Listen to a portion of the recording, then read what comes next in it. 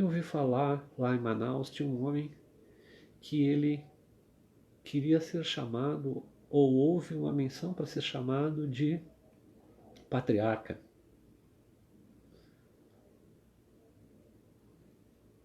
Meu Deus do céu. Não temos nenhuma moral para atacar os católicos.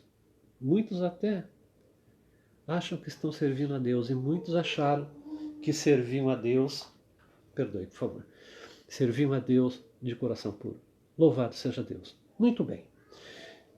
Os anos se passaram e cada vez mais o papado ganhava força, influenciava na política e cobrava indulgências, ou seja, você, para entrar no reino de Deus, você tem que pagar uma indulgência. E tinham muitos ricos que deixavam suas fortunas para a Igreja Católica Apostólica Romana, a fim de irem para o céu e não perecerem, e tampouco passarem pelo purgatório, que era um lugar intermediário. Ali a pessoa ia estar purgando os pecados para poder ir para o céu. Não existe isso. É céu e inferno. Não podemos acrescentar à palavra de Deus nada e nem tirar tão pouco dela nada. E é interessante que aquele poder, ele foi por manipulação, manipulando as pessoas, porque as pessoas tinham medo do inferno, foi levando as pessoas a cada vez mais se submeterem às heresias da igreja. Surge o tempo na igreja em que eles falavam das relíquias. O que eram relíquias?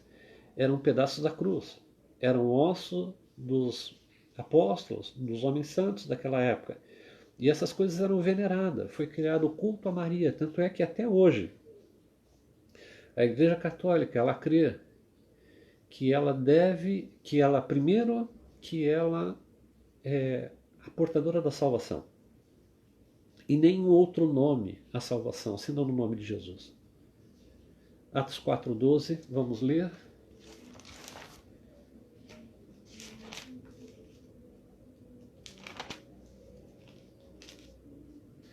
Atos 4:12, eu vou ler. E nenhum outro há salvação, porque também debaixo do céu nenhum outro nome, nem católico, apostólico romano, Assembleia de Deus, M12, G12, nada disso, irmãos. Porque também debaixo do céu nenhum outro nome há dado entre os homens pelo qual devamos ser salvos. Quem é esse nome? 10, versículo 10, vamos voltar. E seja conhecido entre vós que todos e todo o povo de Israel, em que o nome de Jesus, o Nazareno, é Jesus quem salva. Não é a Maria, que foi virgem quando concebeu, mas depois teve filhos, que até hoje o catolicismo romano diz que ela é virgem. Ela não tem poder para ser dona, para ser senhora, para ser soberana. Ela falou assim, Deus meu Salvador, isso significa que ela reconhecia, humildemente ela reconheceu que ela era pecadora, ela precisava de salvação. Então percebam como nós tivemos uma série de desvios. E as pessoas iam ensinando essas doutrinas e demônios, e as pessoas iam ali fazendo as procissões, acendendo velas. Quem precisa ser iluminado senão os demônios que vivem em trevas, meus irmãos? E o culto aos santos, e muitas mentiras foram contadas, e ali procissões, e muito dinheiro foi se arrecadando, a igreja foi se fortalecendo. Nós temos muitas igrejas que são o verdadeiro poder econômico, tem um poder econômico muito grande. Se percebe como é cíclico, a história se repete. Se percebe que quando muitas vezes se fala da riqueza que o Vaticano hoje tem acumulada, a gente deveria olhar na nossa nação para muitos ministérios que acumularam muita riqueza. É por isso que Apocalipse 3 fala a respeito de Laodiceia, fala, não vês que tu és miserável, pobre e nu? A igreja era rica, a cidade era rica, Laodiceia, entretanto pobre das coisas de Deus. Miserável porque estava indo para o inferno com toda a riqueza que tinha. Que proveito há se o homem ganhar o mundo inteiro e perder a sua própria alma? Hoje, quando nós olhamos para a teologia da prosperidade que muitas dessas igrejas pregam, que todo mundo vai ser próspero desde que dê tanto dinheiro lá para eles, nós fechamos os olhos para a igreja que está na Etiópia, para a igreja que está no Irã, para a igreja que está na Coreia do Norte, no Afeganistão, no Vietnã, na Indonésia, a igreja perseguida, a igreja sofredora. Mas nós nem queremos olhar para essa igreja. Nós nem queremos saber que esses irmãos passam tantas necessidades. Ora, nós queremos saber do culto que nós vamos conquistar, que nós vamos ganhar, que nós vamos ganhar a mansão, o carro novo, o iate, que nós vamos ter dinheiro no bolso. Não queremos conhecer essa igreja que nos incomoda, que nos mostra que somos egoístas, amantes de nós mesmos, e que nos diz que nós estamos indo para o inferno porque só pensamos em nós. Eu dou graças a Deus, porque nesse tempo de pandemia e sofrimento, eu posso todo dia, pela graça de Deus, pensar na igreja perseguida, que sofre ainda mais do que nós. E por mais que a gente tenha problemas com nossos filhos, com a nossa família, com o coronavírus, com medo disso, com medo daquilo, com ameaças, tem irmãos que sofrem tudo isso e muito mais. E estão morrendo até hoje por serem fiéis a Jesus. Ser fiel até a morte, dar-te a coroa da vida, é o que diz Apocalipse. Ser fiel até a morte. Louvado seja Deus. Meus irmãos queridos, o catolicismo ele se fortaleceu bastante até a época da Reforma, que foi pelo século XV.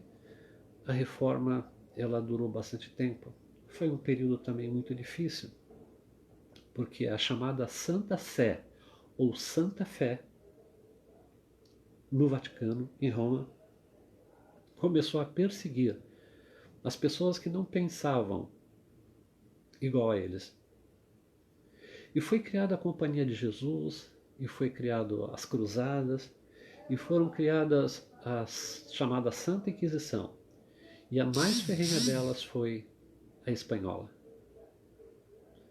Você viu como a Espanha sofreu e sofre com a pandemia e com muitas questões, como as questões de terrorismo e metrô e tanta coisa.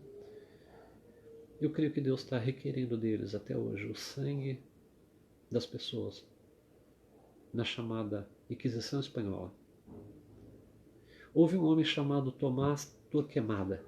Ele era um padre, um teólogo.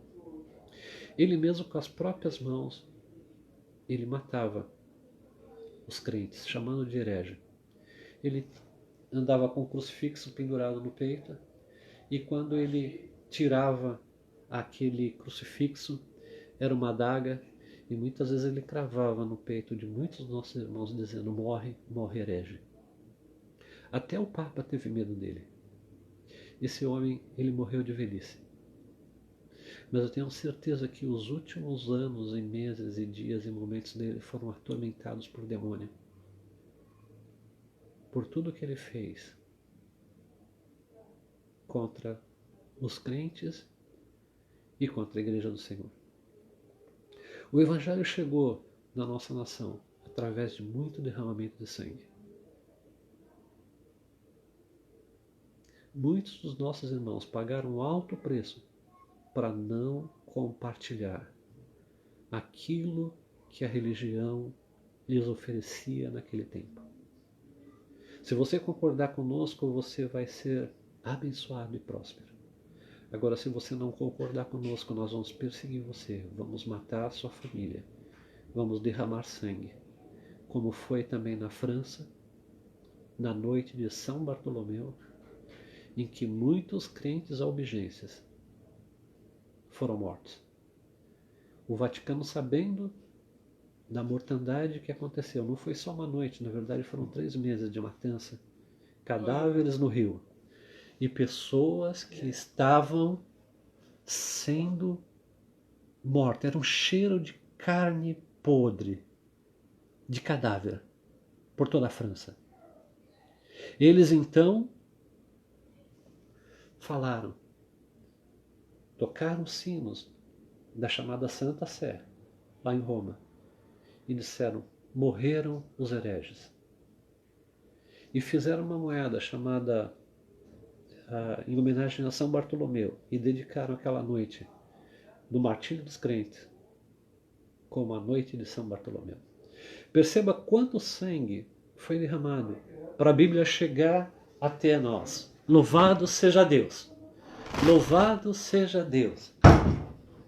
Perceba quantas situações nossos irmãos viveram. Bendito seja o nome do Senhor. Temos que fazer valer a pena e temos que entender que eu e você, por mais que a religião nos mande fazer tais coisas e tais coisas, nós devemos romper com a mentira e viver o cristianismo bíblico.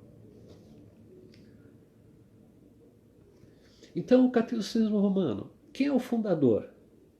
Eles dizem que é Jesus também, mas que Pedro foi o primeiro papa, falando sobre essa pedra edificar minha igreja.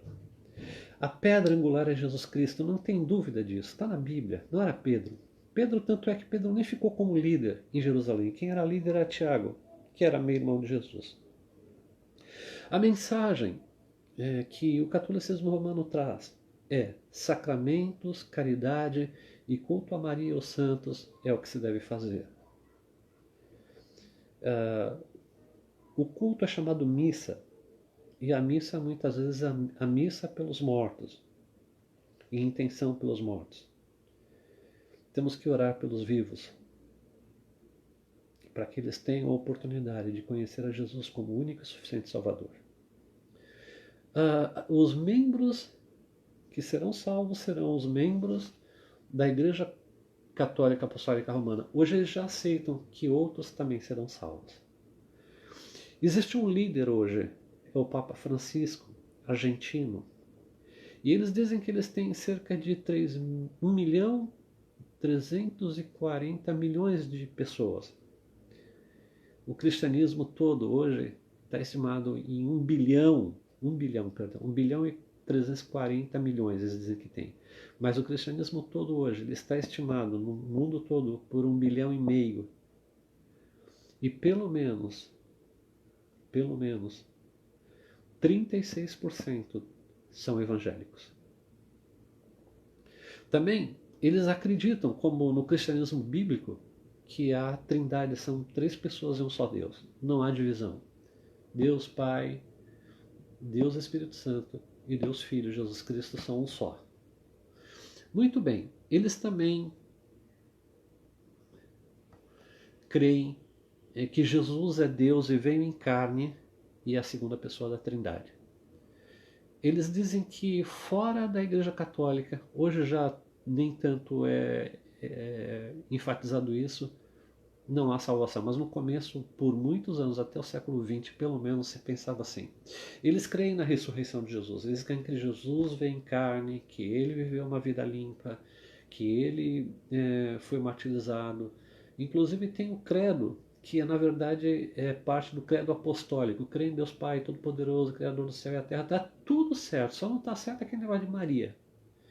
E eles então acreditam que Jesus morreu e ressuscitou. Mas eles não pregam sobre a salvação pela graça, mas pelas obras. Tem que fazer obras de caridade.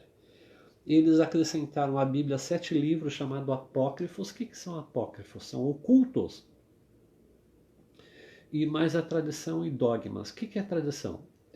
Dentro do catolicismo romano foram pegos alguns escritos, isso antes do ano 323, que era o tempo de Constantino, o imperador romano, dos chamados pais da igreja. Tanto é que eles não chamam pais da igreja, eles chamam padres da igreja. Padre em espanhol é pai. Muito bem. Alguns escritos, algumas narrativas, e inclusive o que escreveu Inácio de Eusébio de Cesareia e tantos outros nomes que depois eu vou trazer, se assim for, eu posso colocar no grupo quem eram os pais da igreja. Muito bem. Os pais da igreja muito provavelmente foram aqueles que tomaram o lugar dos apóstolos na liderança e passando os ensinos, né? Então eles colocam essas tradições, inclusive você já deve ter ouvido que Pedro foi crucificado de cabeça para baixo. Isso não está na Bíblia, isso faz parte da tradição, né? Que Judas Tadeu foi morto a paulada, por isso que a imagem dele tem um bastão grande, ele segurando um bastão grande, e tantas outras coisas. André foi crucificado numa cruz em X, e assim, tudo isso é parte da tradição. E os dogmas são tudo aquilo que foi criado nos concílios. O primeiro concílio foi chamado Concílio de Nicéia. Muitas heresias, muitas. E até hoje existem concílios, né? Inclusive um deles tratou-se da infabilidade papal. Todos nós somos pecadores. Percebe como a gente já estudou anteriormente que o líder da seita ele não pode ser contestado, percebe? Se o teu líder ele não pode ser contestado, em nome de Jesus Cristo, saia dessa igreja que é seita. Todos nós somos pecadores. Nenhum de nós é semideus. Está ao mesmo patamar que Jesus. Não. Tome cuidado. A história se repete. Muito bem, meus irmãos. Essa, então, é a aula que eu queria compartilhar com você sobre o catolicismo romano, sobre os desvios que aconteceram. É interessante. Quando olhamos para a igreja primitiva, a perseguição, aqueles hereges que iam de igreja em igreja tentando desviar o povo. Nós vemos que aquele povo tinham pessoas que ensinavam a verdade. Tinha Paulo, tinha os apóstolos, e aquelas pessoas se mantinham na fé por conta das cartas que eram escritas, do cuidado que se tinha com as igrejas, de visitar, de saber se eles estavam bem ou não. Houve uma grande perseguição. Não acabava com o cristianismo. O cristianismo se espalhava pela Ásia, pela África, pela Europa, e assim iam por todo o mundo pregando o evangelho a toda criatura. Vieram tempos terríveis no Império Romano, mas o povo de Deus se mantinha firme porque Deus os firmava na verdade. Houve derramamento de sangue? Houve. Houve pessoas que em face da tribulação negaram Jesus? Houveram. Mas também há histórias, e isso ficou registrado nos anais da história, que quando aqueles crentes estavam no Coliseu, que hoje está em ruína, está ali para a gente saber que houve. E eles em face à morte, as feras sendo jogadas na arena, eles cantavam hinos de adoração a Deus enquanto eram martirizados. Não negaram Jesus, continuaram firmes, continuaram convictos que Jesus Cristo é o Senhor, para a glória de Deus Pai. Tinham encontrado a pérola de maior valor. Jesus era tudo para eles e eles não precisavam de mais nada.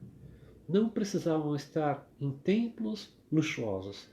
Não precisavam agradar os homens abraçando a religião que lhes trazia status. Não precisavam do vil metal, sabendo que Deus os sustentaria. E quando aquelas feras, bestas ferozes, eram liberadas, famintas, os tigres, os leões, os ursos, e vinham para comer suas carnes, eles cantavam hinos de louvor a Deus, hinos de adoração. Meus irmãos, eu posso entender que nessa época em que tudo aquilo que acontecia, todo aquele sangue que era derramado, aqueles irmãos podiam olhar como que enxerga o invisível e enxergar as carruagens de fogo. Eita, Macei Andriga Suenicaia, que veio para levá-los para a glória. Aleluia. Até hoje isso acontece. Deus que mandou a carruagem de fogo para arrebatar Elias é o mesmo que esteve no começo da igreja. É o mesmo que hoje está trazendo as carruagens de fogo para levar os crentes para a glória. Que está conosco. Eis que estou convosco até a consumação dos séculos. Amém. Eu queria que você orasse comigo nesse final de aula, para que Deus não permita que você se desvie, nem para a direita, nem para a esquerda, mas que você esteja firmado na palavra de Deus. Leia a Bíblia, ore a Bíblia, creia na Bíblia. Muitos derramaram sangue para que ela chegasse até nós. Muitos até hoje derramam seu sangue como testemunhas dos mártires que entrarão antes de nós na vida eterna. Bendito é o nome do nosso Senhor e Salvador Jesus Cristo. Eu te louvo, Senhor Deus, por essa aula.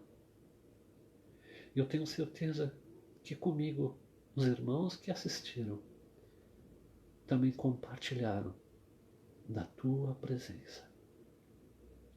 Senhor, como é fácil para nós, humanos, carne e sangue, se desviarmos. Somente a tua graça, Senhor, para nos manter fiéis até a morte, como diz Apocalipse. Para receber a coroa de vida, queremos ser fiéis até a morte. Mas, Senhor, nós não somos dignos dessa coroa. Só o teu Espírito para nos ajudar, para nos conservar, para nos guardar. Meu Deus, o irmão Roger, a irmã Jaqueline, a irmã Cristiane, pastora Sara, pastor Rony, Maria Aparecida e Eurídice. Meu Deus querido, as pessoas que estão conosco, todos sejam abençoados por ti, guardados de tropeçar, como diz Judas, para nos apresentar puros diante da tua glória. Guarda-nos nesse tempo, Senhor da prova. Nos ajuda a ser fiéis e não desviar nem para a direita, nem para a esquerda, mas permanecer no centro da tua boa, perfeita e agradável vontade. Salva a nossa casa. Não permita, Senhor Deus, que naquele dia do julgamento venhamos ver nossos parentes serem atados como feixes de palha e lançados no fogo que nunca se apaga. Salva os meus filhos, minhas filhas, meus netos, minha esposa, a igreja que caminha conosco, os irmãos que conosco estão. Nos mantém, Senhor Deus, em Ti. Nos mantém em Ti, porque nós somos fracos e pecadores e precisamos do Senhor até o fim. Em nome de Jesus oramos. Amém. Amém, meus irmãos. Me emocionei um pouco dessa aula, principalmente nesse fim que Deus, o Pai, ministrou no meu coração sobre a importância que os irmãos, desde o tempo apostólico, naqueles tempos dos imperadores, durante a história do cristianismo e até hoje, perseguidos, sofreram e sofrem. Que cada um de nós possa também fazer valer a pena isso e ficar firme na graça até o final. Deus abençoe, que você possa rever essa aula de novo se você gostou, se quiser colocar algum comentário, se Deus falou contigo, Por favor, isso seria também muito bom para a gente saber se a gente está acertando também. Que a graça do Senhor Jesus Cristo, o amor de Deus e a consolação do Espírito Santo esteja sempre convosco. Amém. Até a próxima.